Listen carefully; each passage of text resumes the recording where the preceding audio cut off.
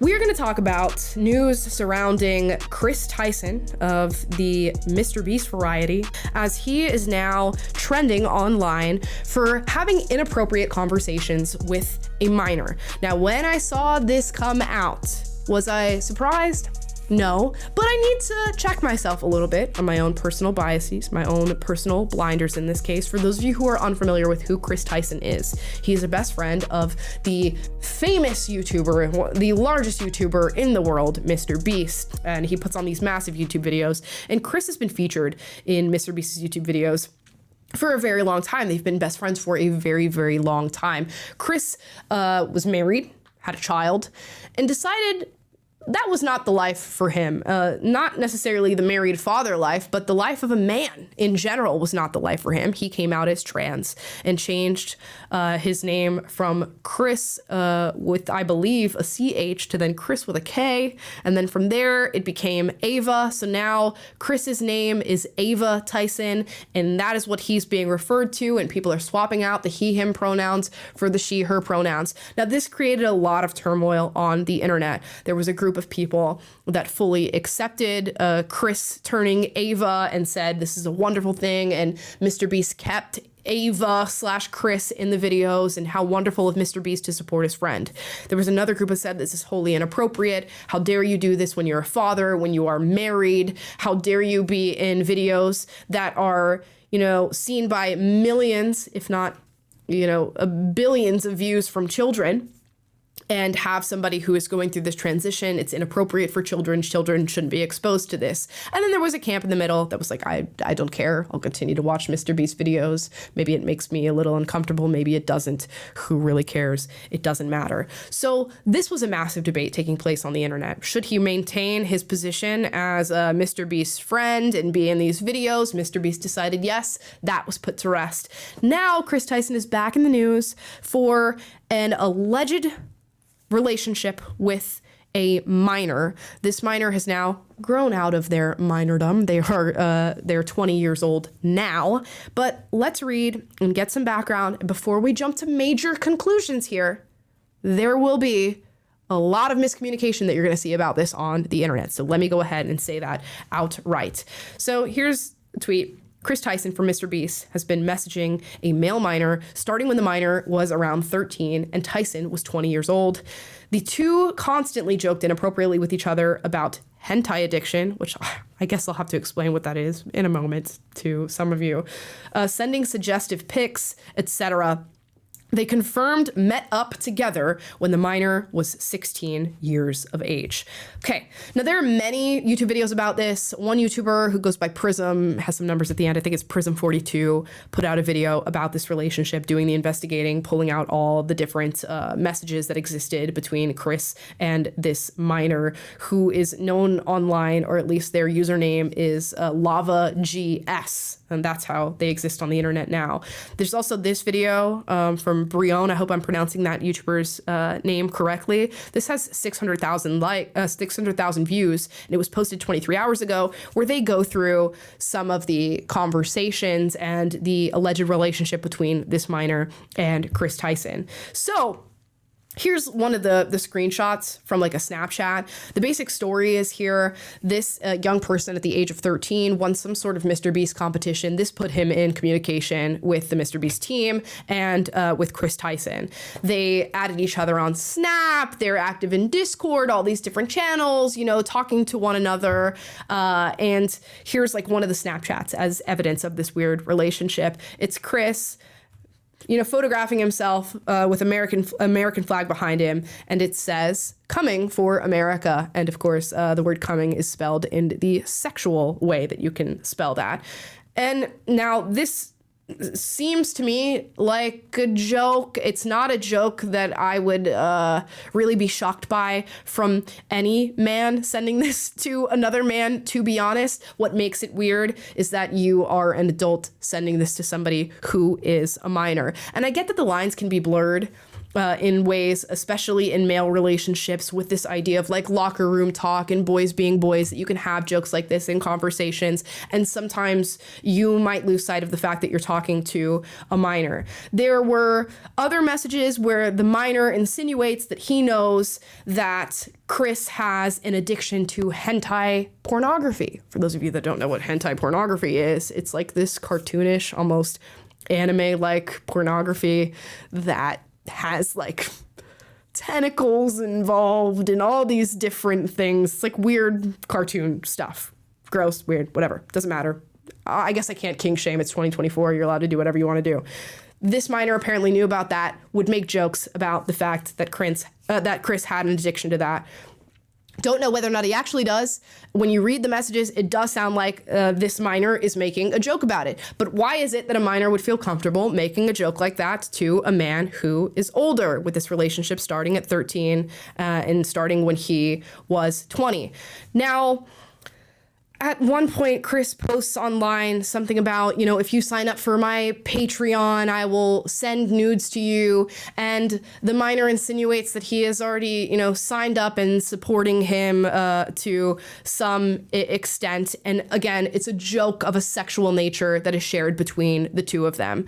That was another strike in many of these YouTube videos that are talking about it. I want to be clear. There are people on the internet who are referring to him as a pedophile, saying that he sexually assaulted a minor, saying that he had a relationship with a minor. None of that is confirmed with any of the allegations that have been made here. I don't think we should take it upon ourselves to label people as pedophiles, sexual assaulters, rapists, anything of the sort, if you do not have evidence for that, okay? We go even further into these claims, which, mind you, I'm admitting right now, inappropriate. You shouldn't have these conversations with minors. For me, it's really reminiscent of the Colleen Ballinger story that we had here on YouTube. Colleen was a very famous YouTuber. She was having conversations with minors that were of a sexual nature. She was making sexual jokes. She was asking them sexual questions. Arguably, her conversations were worse than what we're seeing out of this whole Kris Tyson allegation thing. And in Colleen's case, the minor was the one who came forward and said, Colleen had these inappropriate conversations with me. Now that I look back on it, I see how inappropriate they were. They were posting the screenshots and saying, this is what Colleen did to me.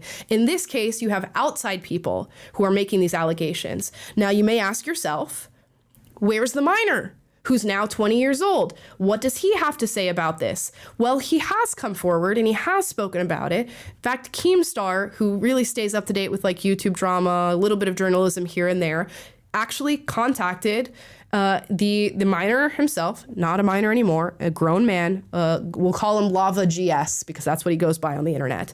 And here's what was said. MrBeast connected me directly to Lava, the alleged Kris Tyson groomed victim. Now, that's not a good look. You would hope that the person would you'd be able to contact them directly, and it's not through the team of people who is now receiving these allegations, but I digress. MrBeast connects Keemstar to Lava GS. Lava says, quote, I was not groomed by Kris Tyson. I did not meet Kris Tyson by myself. I met Kris and the MrBeast crew with my family present. He goes on to say, I ran a Discord with Kris Tyson when I was 13, and edgy, inappropriate jokes were said. That's it. Okay, so we have the inappropriate jokes that people are running with. They have the meeting, which was a meeting, and I'm going to show this tweet too. They had a meeting and met up with each other when he was 16, which is strange. Why are you, at the time, he would have been 23 and a half. Why are you 23 and a half meeting up with a 16-year-old? Inappropriate. The jokes are inappropriate. Did anything happen? That's what really matters, at least in a legal sense to me, especially if you're going to accuse somebody of being a pedophile and sexually assaulting somebody. There are these tweets from Kris, too, that he tweets, nothing gets my knob a-cranking like some lolly. And we've spoken about this before. For those of you who don't know what lolly is, I can't believe I'm educating people on hentai and lolly on this channel. But lolly is also animated pornography that features animated children. Not cool.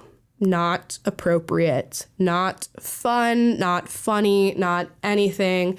But again, this is a tweet that could be speculated or, alleged to have been a joke. And that's all the evidence we're getting in this case that's now being sort of made in the court of public opinion against Kris Tyson is statements that could or could not be jokes. And the meeting up of a minor who was 16, that was apparently signed off on by his parents. And again, it takes me back to that Colleen Ballinger case, because the same thing happened with Colleen. These people come out and said we had inappropriate conversations with her. I also met up with her, and there was this whole, back and forth. And in that case, I guess the minor's parents allowed the guy to go to the place where he was supposed to meet Colleen. What is going on? If you're a parent, I get that it's cool, like he loves MrBeast, and like it's so cool that you get to like meet these guys that you idolize and you're watching on YouTube, but why are you sending your kid to meet up with somebody who's much older than them? And again, we don't know that anything happened. So far, there's no evidence that anything happened. In fact, the supposed victim in this case is saying that absolutely nothing happened and is defending Kris Tyson. But why are you sending your child, who is not old enough, to meet up with older guys? And I think with men, maybe the lines might be a little bit more blurred. I don't know. Like you might be more comfortable because you're like, oh, it's a guy, you're a guy, you can go hang out, whatever, it's cool. Supposedly, I guess Kris was bisexual at the time, straight at the time. I think he was bisexual. I think he was out as bisexual. So maybe it's not viewed as being like a weird thing. But to me, if I have a kid and my kid's 16 and my 16-year-old's like, I want to go hang out with somebody who's nearly 24, why the hell are you talking to somebody who's 24? And how long have you been talking to? Since you were 13. Why do you have messages with somebody who's 20 when you're 13 years old? Why are you cutting it up on the internet and making these inappropriate jokes with them? What I'll say is, inappropriate? Most definitely. Should it be happening? In my opinion, no.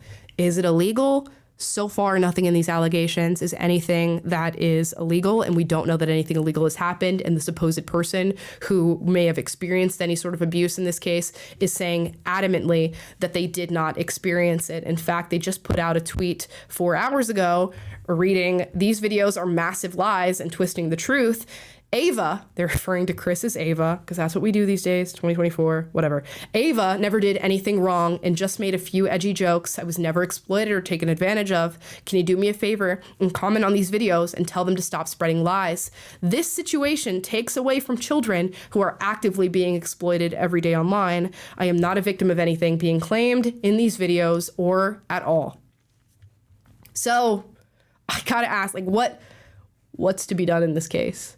And I don't know, YouTube is going through a crazy time right now with creators coming out with very inappropriate relationships with people who are their fans. And I don't know if this was just something that flew under the rug at the time that nobody was really caring about. And it was just that age of the internet where things were sort of, bowl in a china shop, you can do whatever you kind of want type of thing. You have Colleen Ballinger, who had the inappropriate conversations with minors. You have Cody Ko now, who's being accused of having slept with a 17-year-old Tana Mojo, as well as having another relationship while he was in his 20s with the 17-year-old. You have the Kris Tyson conversations with somebody who was much younger than him when he was 20 years old and on into his early 20s. You have Dr. Disrespect with the inappropriate conversations that he was having with a minor and he admitted to having with a minor. What are y'all doing online? And why can't y'all keep it away from people who are too young for you to be talking to them? I don't know what's going on there. But I will say, with that being said, I have plenty of criticism for the showing of like an open transition to maybe kids who are not ready for that. I have plenty of criticism for a father that chooses to transition when he has a young child, when he has a wife, and the mayhem that just brings into that relationship and into that child's development. Plenty of criticism there. It's a little uncomfortable to watch the journey unfold in these MrBeast videos, and I would think that would be a little strange for kids who are not yet ready to have those conversations. However, I'm not going to jump to the conclusion that this person is a pedophile or a rapist or is sexually assaulting minors unless I have evidence to make that claim. And I see a lot of people who are labeling this person a pedophile on top of all the other, claims that they're making about him. And you shouldn't do that. We can outright say this is very inappropriate and you should not be talking to minors this way, and to make a minor aware of these things and to make them feel comfortable to tell jokes to you in this way is unacceptable. But those are really, really, really big, serious labels: pedophile, sexual assaulter, rapist. Hold them for people who deserve it. And if for some reason we get evidence down the line that he actually is any of those things and it's actually substantiated, then feel free. Have a conversation about it. Be open about it. Be open about your disgust towards those behaviors. But don't, because you feel some type of way about this person, label them as something that we have yet to substantiate. That is all I'm saying. And it's weird that you kind of have to like tiptoe around this conversation and give disclaimer after disclaimer after disclaimer about what's inappropriate and what's not, to say you shouldn't call people a pedophile when you don't yet know that they're a pedophile, but you shouldn't do that. And I love that as a society, we're all coming together to protect children. And that when we hear these stories about minors that we believe to be being abused or groomed or led down a path of destruction, we call it out and we come after people forcefully. But you have to do so with a very steady hand that is dialed into what's happening. And you have to do so with a deep care for evidence and a deep understanding that people are innocent until proven guilty. And if somebody is guilty at the end of your investigation, you found them. Justice is served, but make sure justice is served in due time with due process. Okay? So that's it. That's the Kris news. And you're going to see a lot of people. You're going to see him being referred to as a pedophile and a sexual assaulter and all these different things. But these are the actual facts. And you can go and watch the YouTube videos.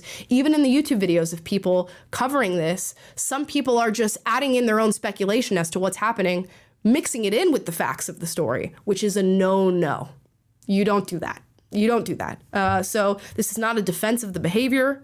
It is just to say, let's be accurate. Please, accuracy really matters, because when real pedophiles show up, when real people who are raping children or manipulating children or really grooming them even more so than what we're seeing in this case, you don't want them to slip through because you're just calling everybody that.